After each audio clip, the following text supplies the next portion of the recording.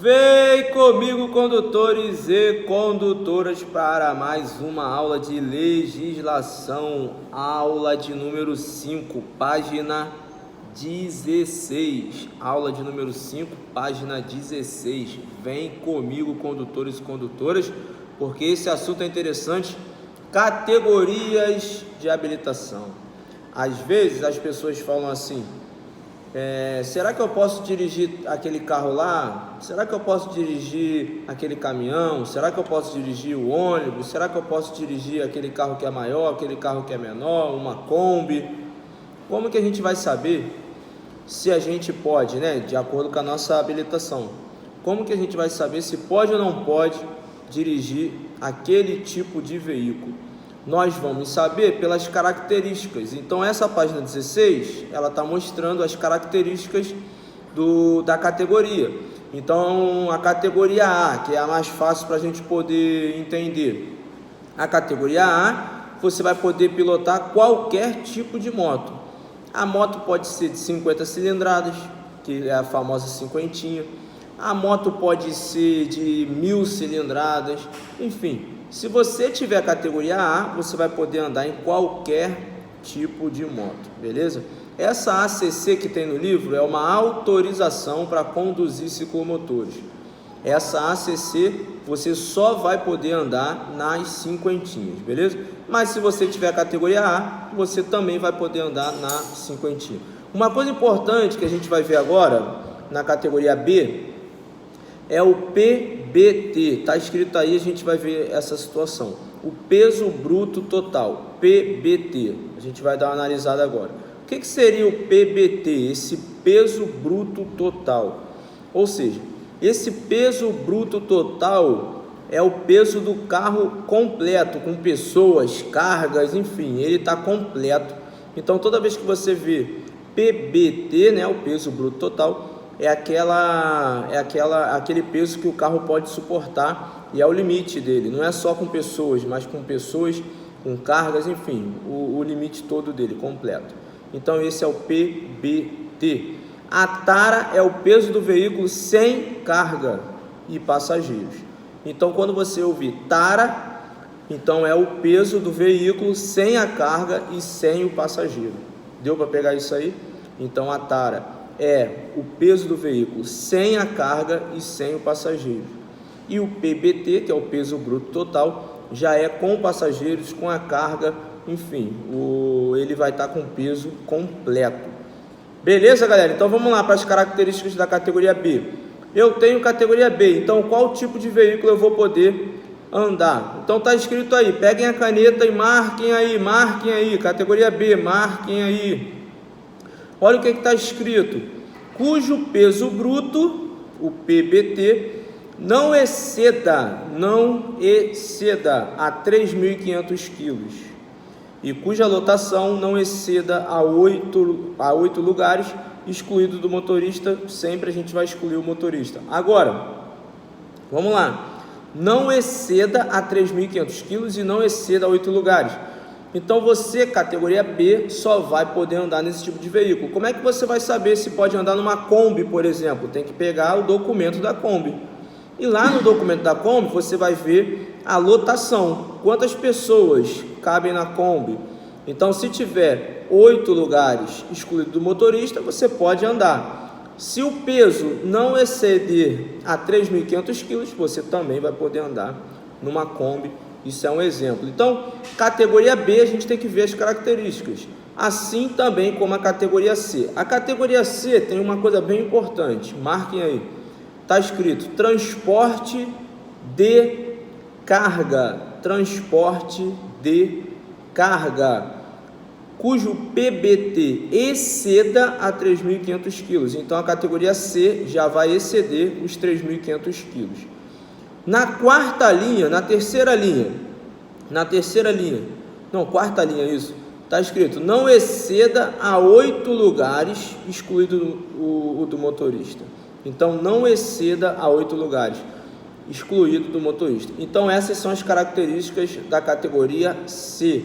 A principal característica da categoria C, transporte de carga, beleza? Transporte de carga, por isso pode exceder 3.500 quilos. Na categoria D, tá aí a diferença.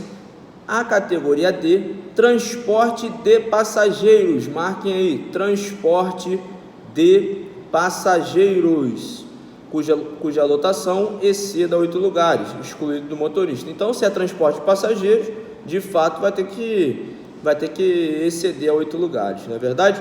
Então, categoria E, para poder fechar, está escrito aí, ó, é um veículo articulado que tenha 6.000 quilos ou mais de PBT. Marquem aí na terceira linha, articulada, tenha 6.000 quilos ou mais de PBT, ou cuja lotação exceda 8 lugares. Então, a categoria E é a última categoria que nós temos no nosso Código de Trânsito. Então, lá no finalzinho da página 16, você tem os exemplos da ACC, que é a cinquentinha, da categoria A, qualquer tipo de moto, a categoria A vai poder utilizar. Categoria B, nós temos as características. Categoria C, transporte de carga. Categoria D, transporte de passageiros. E a categoria E, nós acabamos de falar. Beleza? Então, página 16 sobre a categoria de habilitação, bem importante aí para a nossa prova. Na página 17, nós temos a classificação dos veículos. Classificação dos veículos. Então, nós temos quanto a tração, quanto a espécie e quanto a categoria. Pega a caneta aí e escrevam. Peguem a caneta e escrevam. Quanto a tração, puxa uma setinha e escrevam assim: produção de força para movimentação.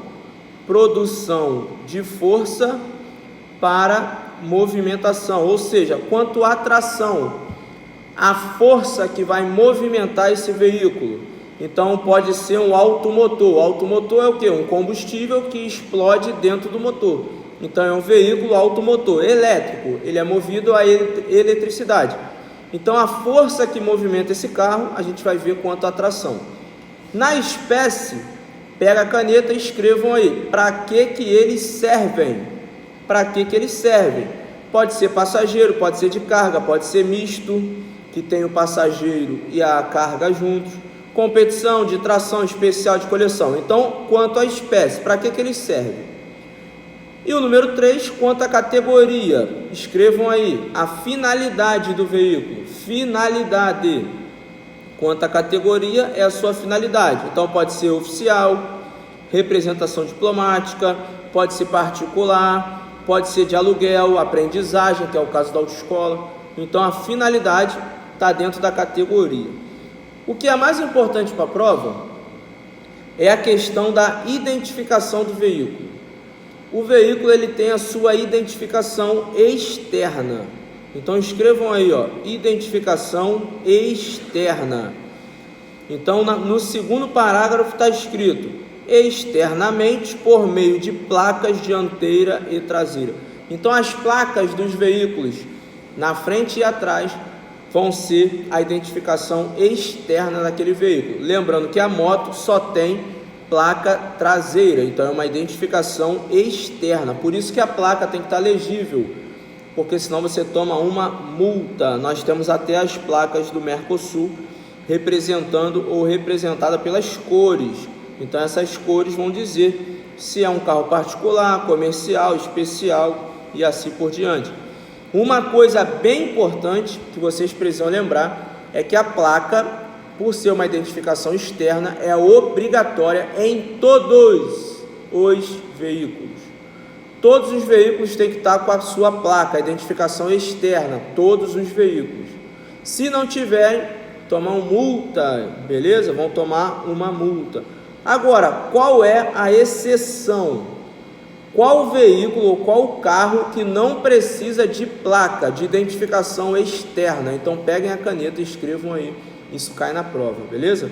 Cadê a sua caneta? Já pegou a sua caneta? Agora sim, escrevam aí. Carro bélico. Carro bélico. Carro de guerra, né? Carro bélico. Não precisa de placas.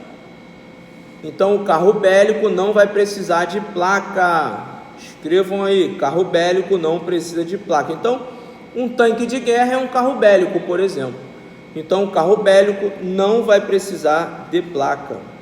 Uma coisa importante também que nós temos na página 17, para a gente poder fechar a aula de número 5, que falamos da página 16 e 17. Não esqueçam de se inscrever no canal, deixar os seus comentários, suas dúvidas aqui para a gente. No finalzinho do livro está dizendo o seguinte: viagens internacionais. Então é o PID, a permissão internacional para dirigir. Se você viajar para fora do Brasil, você vai poder alugar um carro. Sim, poderá alugar um carro, porque essa convenção de Viena, está até escrito aí, isso não cai na prova, mas é uma curiosidade boa. Essa convenção de Viena, firmada em 8 de novembro de 1968 e promulgada pelo decreto de 10 de dezembro de 81, podendo ser utilizada em mais de 100 países. Mais de 100 países, porém não substitui a CNH no território nacional. Ou seja, se você está indo para um outro país, você vai poder alugar um veículo com a sua própria habilitação. Até 180 dias a sua habilitação é válida. Depois de 180 dias, você vai ter que se enquadrar dentro das questões desse país. Por exemplo, aqui no nosso, se alguém viesse para cá, poderia alugar um carro e dirigir um veículo com a habilitação dele. Mais de 180 dias ele teria que fazer um exame psicotécnico e o exame clínico que nós conhecemos, e depois então ele teria a sua habilitação. Percebam que ele não vai precisar fazer nenhum tipo de prova, não vai precisar entrar na autoescola, nada disso, por conta dessa convenção. A mesma coisa você, se for para um outro país.